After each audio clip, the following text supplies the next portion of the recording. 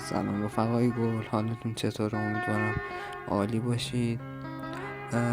رفقا، من طراحی میکنم، نقاشی میکنم. اگه گانی یا اسکینی مد نظرتون هست به هم تو کامنت ها بگید، براتون بکشمش تو گیم پلی بعدی بذارم اول ویدیو براتون.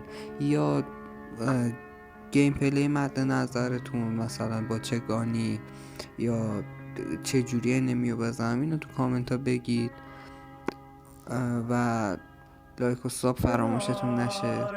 دمتون گرم.